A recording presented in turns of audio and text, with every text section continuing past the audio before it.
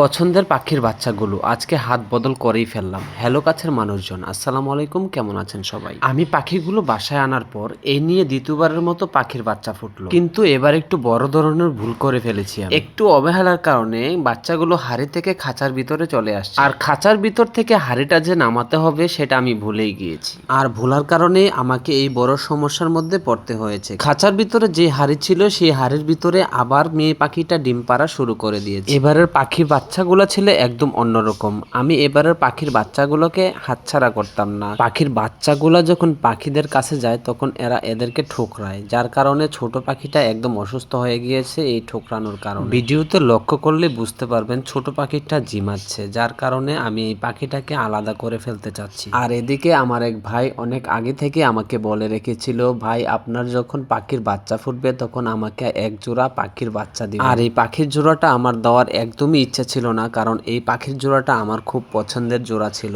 কিন্তু বড় পাখিদের জন্য এখন আর বাচ্চা পাখির জোড়াটা রাখা সম্ভব হচ্ছে না। বাচ্চাগুলো হাড়ি থেকে নামার পরপরই যদি আমি হাড়িটা খাঁচার ভিতর থেকে বের করে দিতাম তাহলে এই বড় সমস্যায় আজকে আর পড়তে হতো না। এদিকে আমার বাচ্চা পাখিগুলো আমার হাত থেকে হাতছাড়া হতো না। যাই হোক, শেষমেশ এই বাচ্চা পাখির জোড়াটা আমি দিয়ে দিলাম। এতক্ষণ সাথে থাকার জন্য ধন্যবাদ সবাইকে। আসসালামু আলাইকুম।